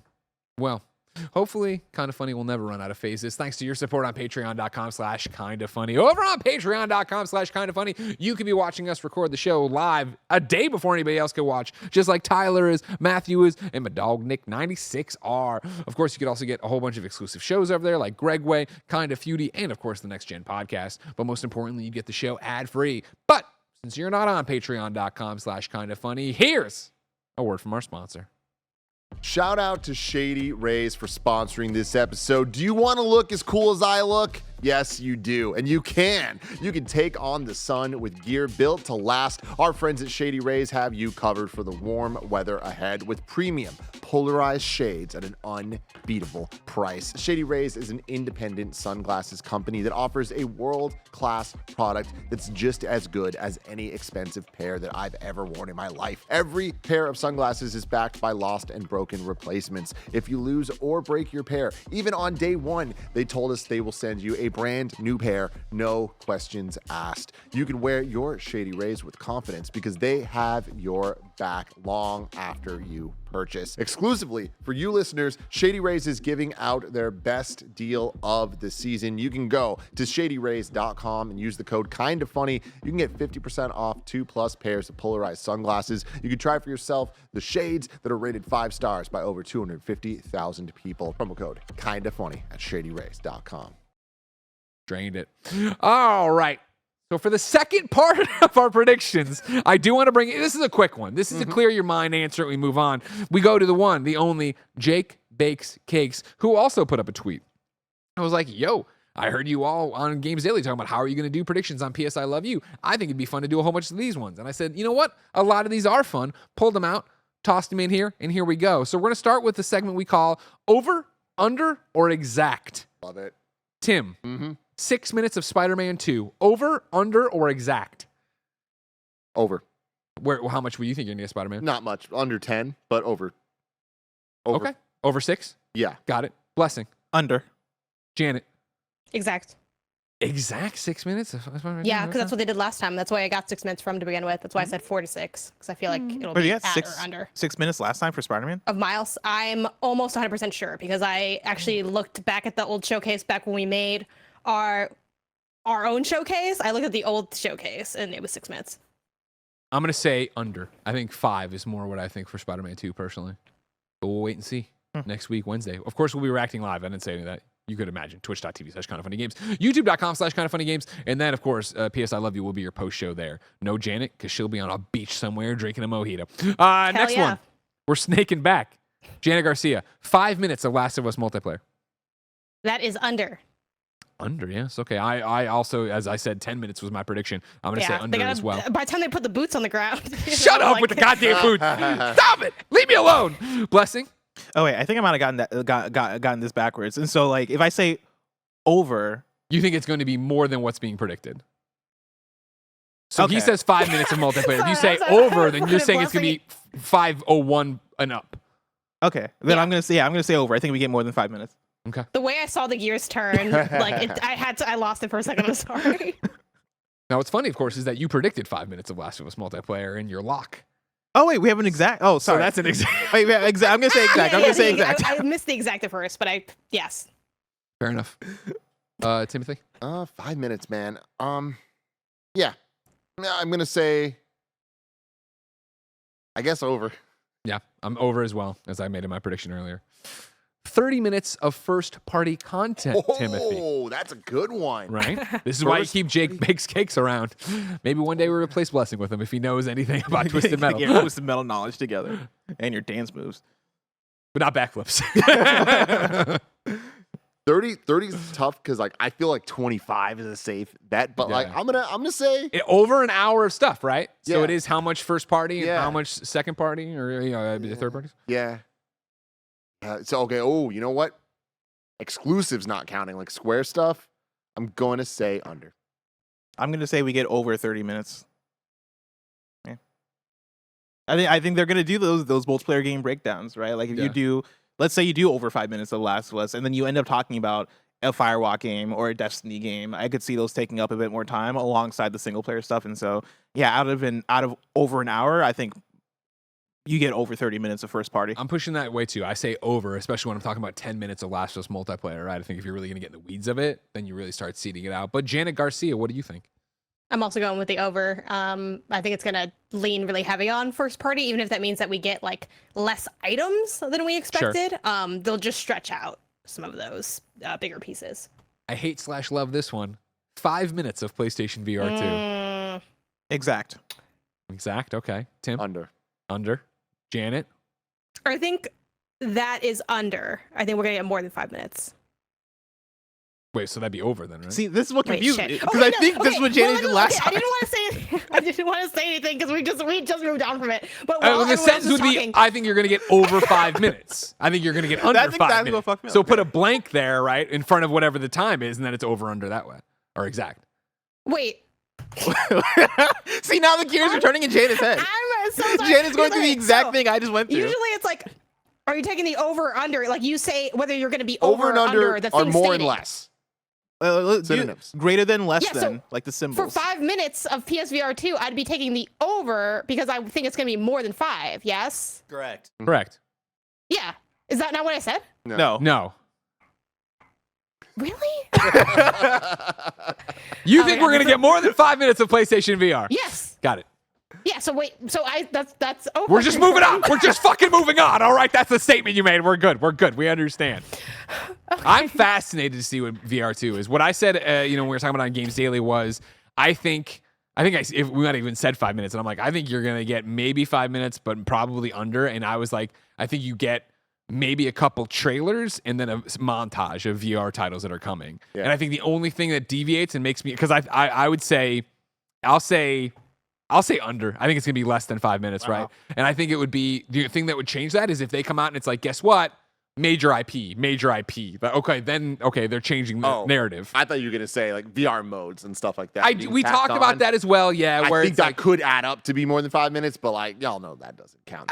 that's my thing, is if you have a game and you're like, it's also playable in VR, it's like, did you show it in VR? Did you promote it as a VR game? That's what I'm counting as like making this thing. Tacking a mode on, I don't think counts. And then, Blessing, we'll start with you. 3 live service / multiplayer games shown. I'm going to say exact. I think we're going to get 3 exactly. Wow, really? See, I'm going, I think that one's an easy over. Because I think if you get third parties in there. Oh, we're counting. Yeah? Okay. 3 live service / multiplayer games is what Jake Bakes Cakes put down. Oh, then I'm going to say over. I was thinking first party. But in that case, I'll say over. Yeah, I feel like this is only interesting if it is the first party side of it, because I think otherwise, yeah. Because we're going to see fighting games. We're going to see like a lot of different multiplayer type stuff, I think. I'm just saying, I just read what Jake says, you know? He makes the show, I make it happen. We can change what he says. Nope, you can't. All right, fair enough. Over. Janet? Under, like less than 3, to clarify, right? Yes, Is you that nailed it. right? You nailed Okay. it. That's perfect. Nailed Okay. it. Then we have a segment from Jake called 50-50. This is a yes or no question, all right? Uh-huh. Okay, What's we actually a can't fuck this statement? You up say 'cause yes or it's no too for it. clear. Janet, a Kojima appearance. Yes. I agree. Yes. Blessing? Yes. Yes. Tim? Okay. A Team Asobi appearance. Tim? Fuck it, yeah. But Yeah. No. Janet? Yes. I say yes as well, and I go into the same thing you were talking about, Tim, of like, if this is the showcase, and we might not get another shot next year, let's show what the Astrobot's doing, okay? Mm-hmm. This one's interesting because we've talked so much about it. Uncharted is mentioned. I'm going to say no. I'm saying no. I'm I saying know- no as well. Okay. Tim's thinking. I mean, I already said. I forget He whether has that to was say your yes, long or doesn't your it? lock or your what. You know what? I'm going to play the fielder. I'm going to say no. That's Gotta get the points, that's baby. illegal. All right, you can get arrested for that. You cannot do that. That is against Plain. podcast law. I will say the only way Uncharted gets mentioned, in my opinion, is if they say we've made amazing titles such as Uncharted in the past. Like, Sure. maybe that, but it's not in the way that I think this implies, right? Next one. Oh, I said no. Yeah. Next one. PlayStation Productions, and I put in parentheses, the TVs, the movies, you know what I mean? It makes an appearance. The only way this happens is if it is Gran Turismo. Because I don't think they're busting out Twisted Metal at this place for at least the TV show. For some reason, Gran Turismo makes more sense to show up. But I think either way, no. I'm going to say no as well, and I feel like that's my biggest gamble. Mm-hmm. Where it's so easy to see them being like, also, don't forget, Gran Turismo's in theaters or whatever, Yeah. like, and actually doing the fucking, or showing Like I can something see. from I Twisted mean, Metal. I think it's easy that they talk about Gran Turismo DLC or an update, and then that just naturally flows into. By the way, there's a movie coming out. I don't know if they say it in that exact way, but I think they make that connection. Yo, somehow. don't forget this thing.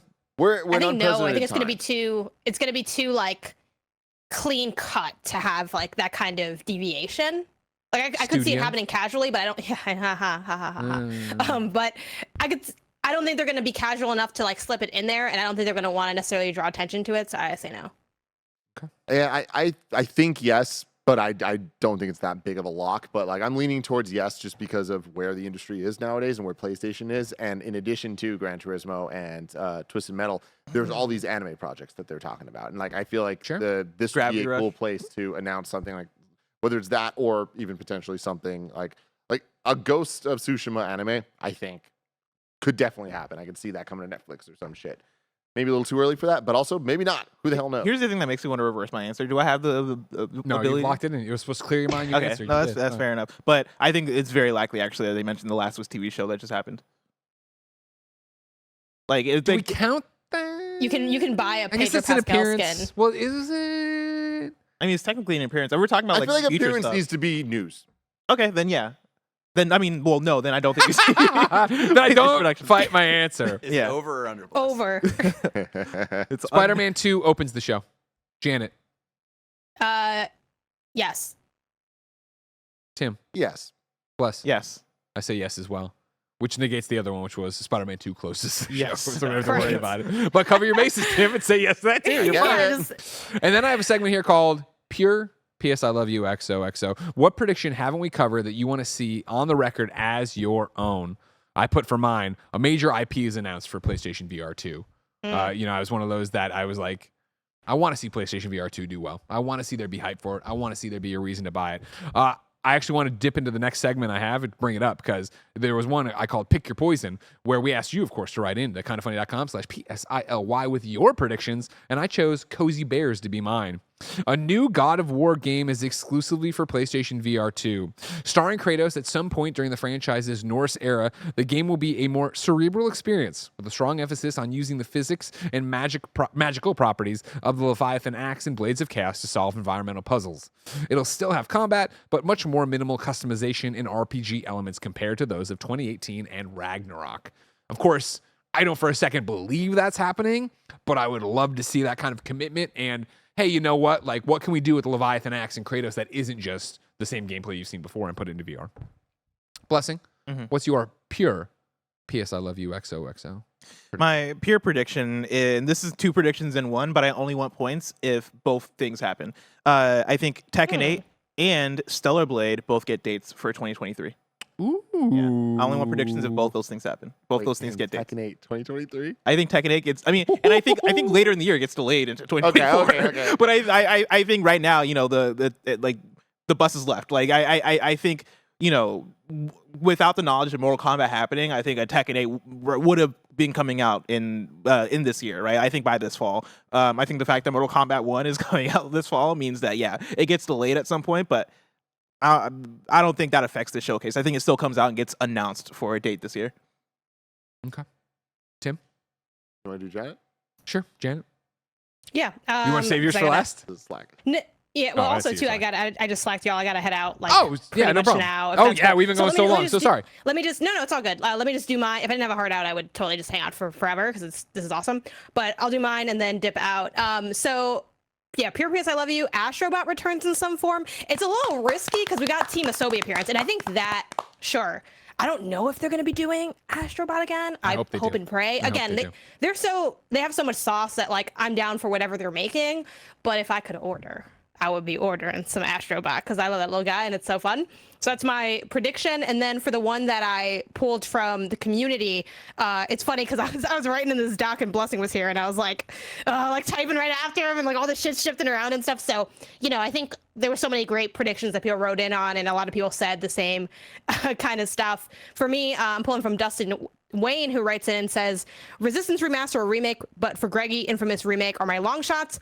Realistically, Horizon multiplayer reveal with gameplay. I kind of picked this as like I'd love to see it, so I'm gonna hype it up, right? Specifically, you know, unsurprisingly, what speaks to me here is that Horizon multiplayer. I would be a little surprised to see another dip into the Horizon wells so shortly after the DLC had dropped, but at the same time, like I think that's such a good game for multiplayer. Like I know people are always in the chat like, why would you want this? Why would you not just want Monster Hunter? Because I don't want to read all that shit that's in Monster Hunter. Like I don't got Monster Hunter mind. I'll say it. I'm not.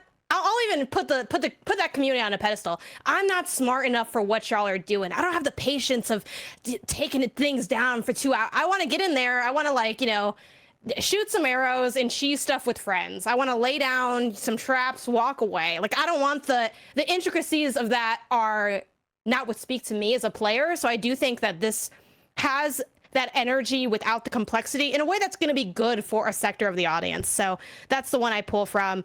Excited to see how it all pans out. Again, I got to dip out. I played Humanity and I fucked with it. Humanity is cool. I talked about it on Min-Max if you want to go somewhere that is else. But that's Don't the go place I anywhere talked about else. it. All right? Don't I go know. anywhere else. Here. Also, I'm streaming it tomorrow as well. So yeah, shout to that. I will also be playing Lego 2K Drive, so I'll let you know what I think of Lego 2K Drive. Let's I'm go. playing it tomorrow. I'm very excited to check it out. I also booted it up. We can talk about that later. Right? Like, Yeah, we can compare we'll notes. get back to these things, but good. This is so weird because I never leave early, but thank you for having me, even though I live here. Goodbye. Tim, what's your pure PS I Love You prediction? So the pure prediction here that I'm making, something that I want on the record as mine. It's another one of those ones that could be a long shot, but I also don't think is as long of a shot as it might sound. Going back to what Janet was saying earlier about Naughty Dog's next project being announced, in addition to potentially The Last of Us multiplayer modes, right? I don't think it's out of the realm of possibility that The Last of Us 3 gets formally announced at this thing. Wow. And my reasoning for saying that is backing up what we've been talking about these PlayStation showcases being this biggest event ever, getting a lot of news in there. I don't think you can kind of overshadow yourself when you're PlayStation. You're just kind of defining your market dominance to all the millions of people that have PS5s. Like, hey, here's the games you're going to be playing and why you should still be excited and why we're so fucking awesome. And so far, they haven't messed that up. So I think that them even just saying, hey, this is happening, officially, we can kind of like stop like worrying and seeing if it's going to. Looking at what Insomniac has done now twice, where they came out and were like, boom, Miles Morales and Ratchet and Clank, and then boom, Spider-Man 2 and Wolverine. I can see Naughty Dog being like, yo, there's factions and there's Last of Us 3. In addition to my reasoning there, I also can imagine them wanting to be like, hey, if factions isn't your thing, Last of Us 3 is coming. Don't worry, it actually is coming. Counterpoint to myself, I can see them not wanting to devalue the multiplayer and factions, and I want them, or they want people to know that it is equally important. But I think PlayStation's smart. I think that they can find a way to make both sound equally important, of just setting something up like, this is coming, and also in the future. Last of Us 3, all you need is a title shot, a card, whatever it is. A more Metroid Prime 4 type announcement. Okay. I like that. Tim, while you have the microphone, what's your one you pulled from kindafunny.com/PSILY? One that I actually really love and think is going to happen. You think it's going to happen? Big Balls McGee writes in saying the Final Fantasy 16 demo is announced and releases after the show. Oh, that'd be awesome. Square is always putting out demos for their big games, dating back to Final Fantasy 15, Forspoken, Final Fantasy 7 Remake. It's something they do. They like announcing that during showcases. They have so many ties to PlayStation, this being PlayStation's big summer game exclusively, right? Sure. With it coming out June 22nd. I think everything about this is just like the perfect storm of like, I would be very shocked if a demo is not released that day. Hell yeah. Wow. And then Blessing, round us out with what you picked from the community. This actually goes back to Tim's original prediction at the top of the episode, where Dominic writes in and says, a CGI teaser for Sony Santa Monica Studios' new Cory Barlog directed IP. Long way out, no date, just flavor and a name. And their writing stops there, but I would also be, again, aligned with Tim in terms of, I think it's going to be something sci-fi. I think it's going to be something spacey. Oh, yeah. And it's called Helldivers 2. We have such a banger ahead of us, man. Like, looking at all these predictions, the amount of different predictions we made, the amount of different titles we talked about, that we're going to assume some of those are going to be there. And we didn't even talk about a lot of things that we also just kind of assume could be there. So we didn't talk about, like, there's more Konami stuff that could, like, there could be a Castlevania thing. Silent Hill 2. I think Silent Hill 2 will be there. Where's Little Devil Inside? Yeah, man. Helldivers 2, actually. Hell yeah, fuck yeah, Arrowhead, get it together. Yeah. Ladies and gentlemen, we can't wait. Of course, Wednesday, May 24th at 1 p.m. Pacific time, you will get your PlayStation Showcase. As I said, we will be live reacting to it on twitch.tv/kindafunnygames, youtube.com/kindafunnygames. It will be followed by a live recording for everyone of PS I Love You XOXO as your post show, which will then, of course, go up on YouTube and podcast services around the globe. But for now, I digress. Blessing. Greg. What'd you pick on PlayStation this week? Picks. I actually know we're doing this still. I just want to talk real quickly. I mean, you can run through what came out, but we each touched Humanity. I think it's worth tossing out. So yeah, the drop this week is Trackmania for PS5, PS4, Humanity for PS5, PSVR, PS4, and PSVR 2, and then Lego 2K Drive for PS5 and PS4. And then regarding what do we pick to play on PlayStation, I played a bit of Humanity. I know you played a bit of Humanity. Yeah. How much Humanity have you played? I played enough to confirm that, yep, this is not a game that's my jam at all. Like, you know what I mean? Like, I played it and I get it, and it's just not my kind of puzzle game. Like, I just don't like that kind of stuff. And so it was like twisting the world and doing the thing and then walking off the sides of and I was like, it's very much like, I appreciate when I look at a trailer and I'm like, that game doesn't seem like it's going to be for me, but I'll try it. And I'm like, you know what? My senses were correct that I would not enjoy this kind of thing. It's just, I get it. I get it, and I can totally understand the dopamine. Oh, I figured it out. Here's how I'm gonna route the people to the thing. But it's just like that's not my jam. I don't want to play that. I've not played a great amount of it. I probably played about an hour and a half to 2 hours, so enough to kind of gauge my first impressions. And my first impression so far is that 1000% it is my thing. Yeah.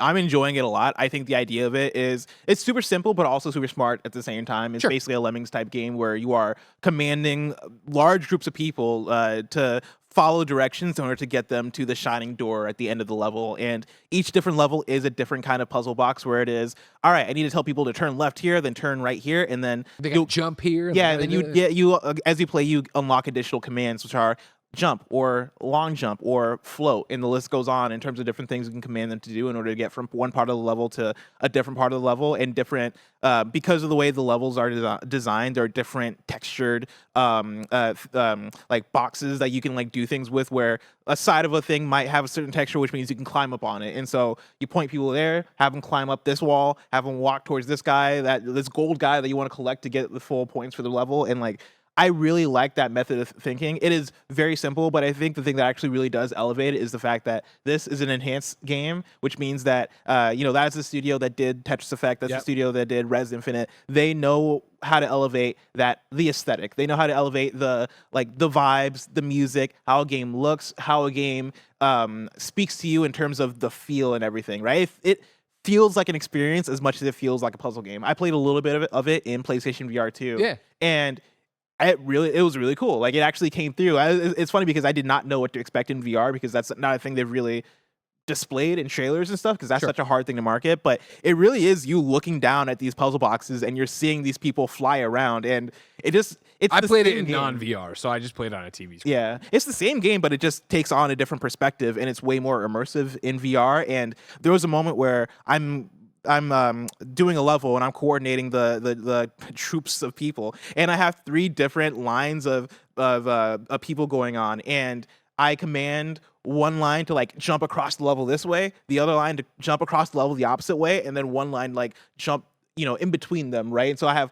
3 gigantic rows of human beings just flying all over the place. And seeing that in VR, there was something about it where I was like, this feels magical for some reason. Like, this feels weird and otherworldly in a really cool way, and I think the VR actually does push it a little bit, and so I appreciate it for that. But yeah, overall, I am really enjoying the game. It sucks that this game is coming out at such a busy time, because I'm having to force time for myself to play this game that I really want to play. I wish that there was a time of the year that was free, but it seems like that's happening less and less. That doesn't exist anymore. Yeah, but yeah, no, I really dig it. I think if you're a puzzle game person, then 1000%, this is one to look out for. If you like enhanced games, pick this game up. And also, it's free on PlayStation Plus Extra. Yeah. And so, yeah, if you have that, you have no reason not to pick it up. It's a fantastic video. It's a really good. I'm trying to think. What's the adjective I want to put on? What's the adjective I want to put on this? So far, I'd say fantastic. For you, it's an engaging puzzle game. Yeah. So far, I'm really enjoying it, and so I'd recommend it for sure. All right. Ladies and gentlemen, that's another PS I Love You XOXO in the books. As I said, our next episode, of course, we'll record live Wednesday, the 24th, after the PS Showcase. That's right, PlayStation Showcase, live with us, twitch.tv/KindaFunnyGames, youtube.com/KindaFunnyGames, 1 p.m. Pacific time, May 24th. And then immediately following that, a live recording for everybody, public and free, on Twitch and YouTube before it goes everywhere else on YouTube and podcast services. As PS I Love You XOXO. Jumping a little further there, though, Greg. We're having a whole party day that day. We'll start with Games Daily. We'll be live in all the normal places. That'll probably be like our final predictions going in and there. Whatever's leaked. After that, yeah, exactly. After that, in between Games Daily and the stream, we're just going to be live, hanging out, having fun. Oh, nice. I didn't know that. Some cool stuff. We're definitely just going to get into it. Can we get a pizza? Probably. Nice. Yeah. One thing I'm trying, I don't know if we're going to have time for this, but I've been talking to the boys trying to figure out a way. How do we combine the stream shenanigans with our shenanigans and like maybe make a game out of predictions right before it somehow, have some fun with it all. Kevin was thinking about maybe a bingo thing. I don't know, but it could be cool. Okay. Could be cool. So like anyway, that. you're going to want to hang out. Clear your Wednesday is my point. You're going to want to Tune into Kinda Funny and go nowhere else. Wednesday the 24th is what you're saying. Yes.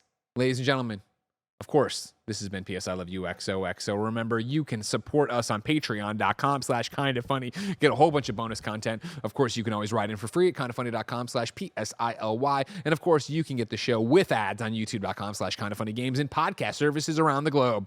No matter where you get the show, please like, subscribe, share, click the bell, leave reviews, star rate on Spotify and all that jazz. It helps us find a new audience. And hey, I bet we're going to have a whole bunch next week. So until next time, it's been our pleasure to serve you.